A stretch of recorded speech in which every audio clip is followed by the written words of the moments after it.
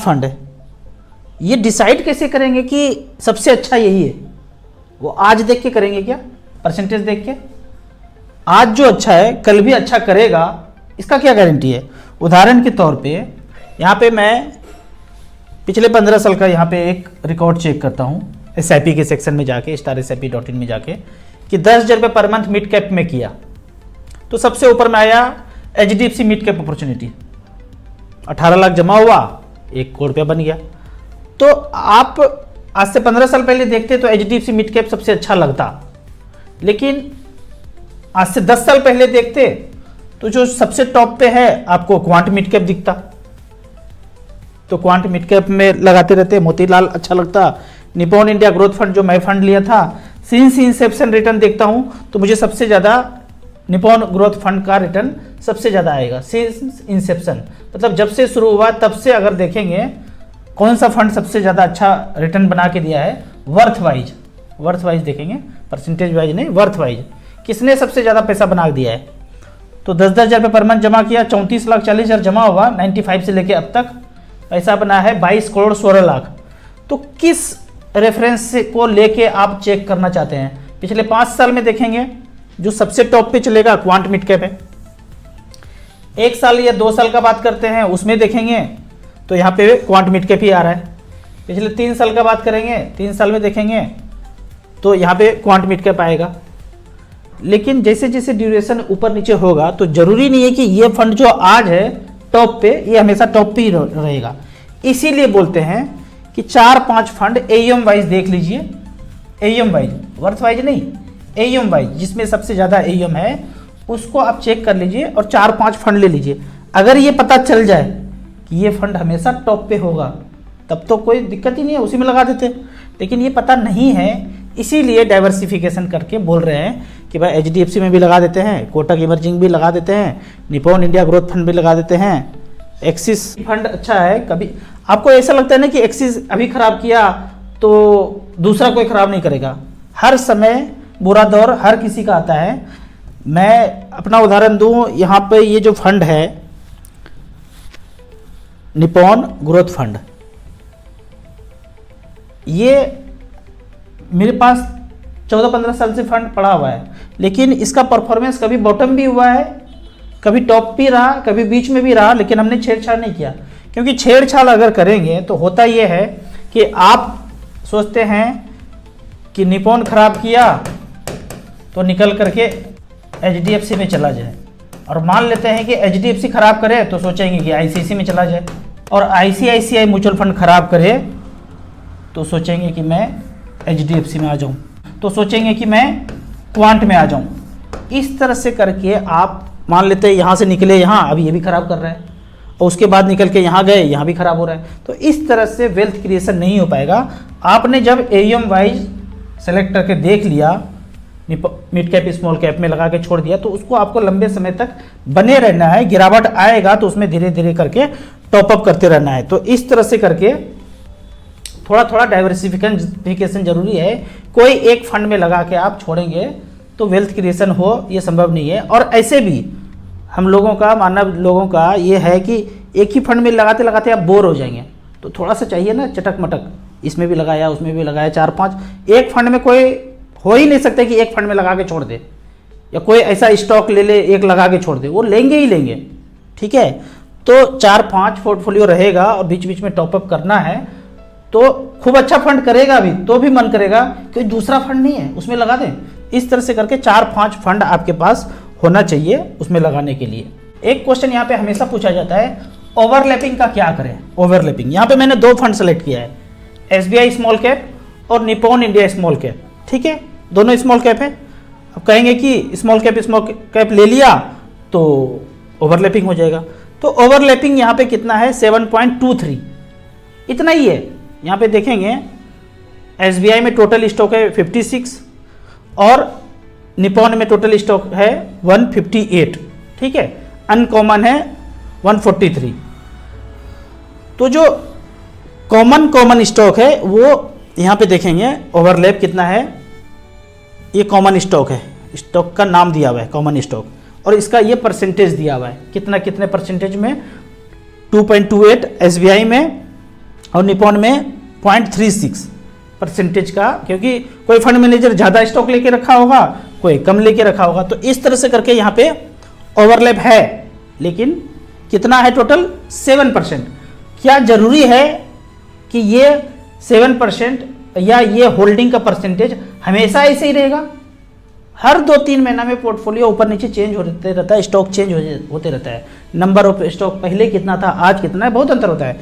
तो आप 15-20 साल के लिए रिमेन इन्वेस्टर रहेंगे तो ये ओवरलैपिंग हमेशा बदलते रहता है। तो इस चक्कर में आप फंसेंगे कि सोचेंगे कि ओवरलैप होगा तो एक ही लूँ, और वो एक लंबे समय में अच्छा परफॉर्म ना करे तो वेल्थ क्रिएशन कैसे होगा? हमें 4-5 फंड में लगा के रखना है। एवरेज चाहिए 15 से 20%, वो मिल जाता है। कुछ कमेंट्स का क्वेश्चन लेते हैं। लास्ट अप्रैल 2024 में डिमेट अकाउंट ओपन किया है, अलग अलग म्यूचुअल फंड, फिर भी केवाईसी करना पड़ेगा, ऐसा क्यों? केवाईसी जो है ना, अंदर जब घुसेंगे तो पता चलेगा ये डाटा किसी और को चाहिए, थर्ड पर्सन सिंगुलर नंबर, 7 समंदर पार, डायरेक्टर प्रोड्यूसर को।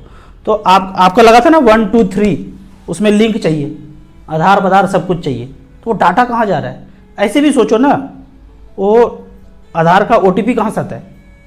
कहीं से भी करोगे तो OTP, यहाँ पे सर्वर वर्वर कुछ नहीं है, किसके पास है?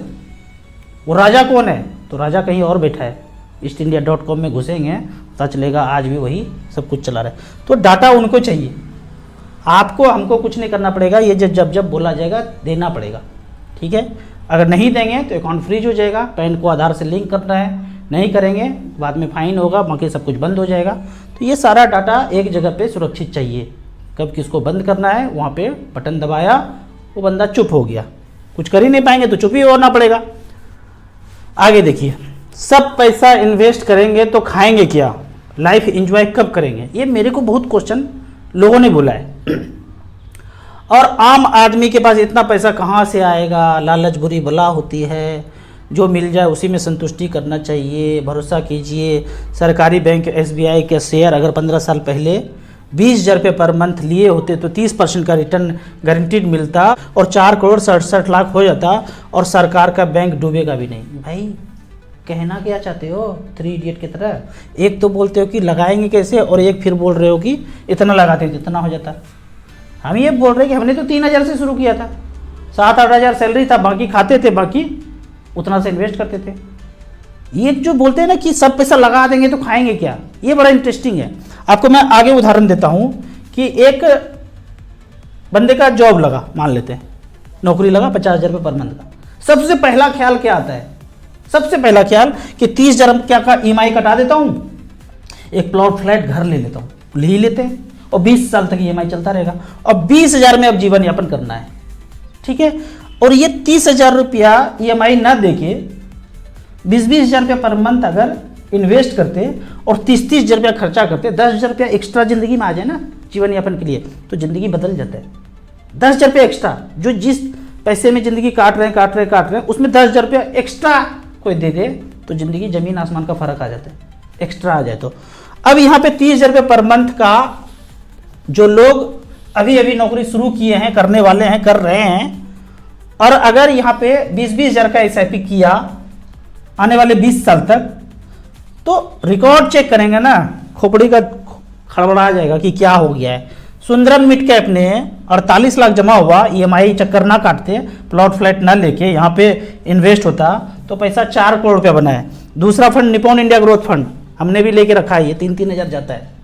48 लाख जमा हुआ 20-20 हज़ार रुपये पर मंथ के रेट से, 4 करोड़ 6 लाख बना है। पुराना डाटा है, 2004 से पीछे ही जा सकते हैं, आगे तो देख नहीं सकते हैं। अगर एवरेज भी बात करूँ ना मैं, एवरेज 17.24, 17% का कौन सा रिटर्न आया है? ये 17% या 16% का पकड़ते हैं एवरेज।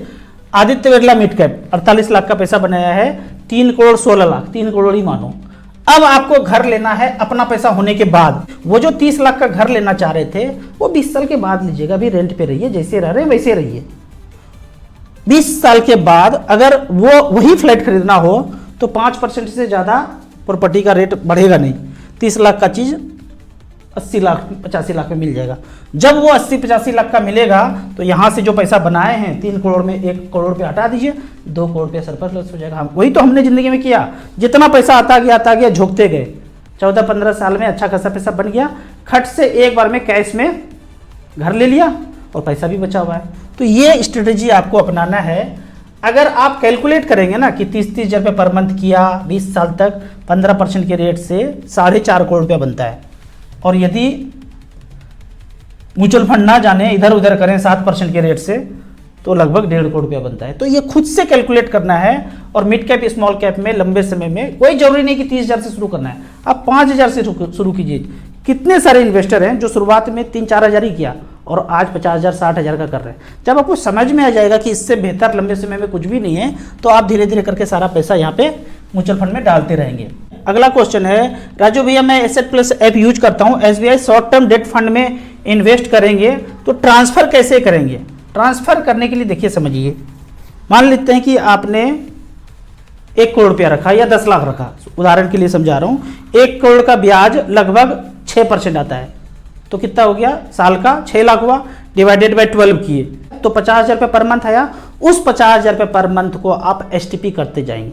जरूरी नहीं है कि आपका डेट फंड में 1 करोड़ रुपया रखा तो हमेशा 60 हज़ार ही आएगा। 1 करोड़ रख दिया यहाँ पे, ठीक है, 1 CR रख दिया। अब कभी हो सकता है कि 50 आ जाए, कभी 55 आ जाए, कभी 48 आ जाए, कभी 45 आ जाए, कुछ भी आ सकता है। लेकिन आपने STP मार दिया, सिस्टमेटिक ट्रांसफर प्लान 50 हज़ार का, तो ज़्यादा है तो वहीं पे पड़ा रहेगा, कम है तो उससे निकल जाएगा। इस तरह से करके एवरेज, वो जो मैं बनाया कि प्रॉफिट चला जाएगा, ऐसा कोई सिस्टम नहीं बना हुआ है अभी तक कि जो भी प्रॉफिट आएगा मंथ के एंड में आपका स्मॉल कैप में चेंज हो जाएगा। लेकिन आप साधारणतः कैलकुलेट करके भाई 6% डेट फंड देता है तो उस हिसाब से 50 हज़ार रुपये पर मंथ कर देंगे। बीच बीच में 6 महीना साल भर में रिव्यू कर लीजिए। अगर 1 करोड़ से ज़्यादा पैसा है उसको भी ट्रांसफर कर दीजिए, 3 महीना में रिव्यू कर लीजिए। तो इस तरह से करके एवरेज एक आप STP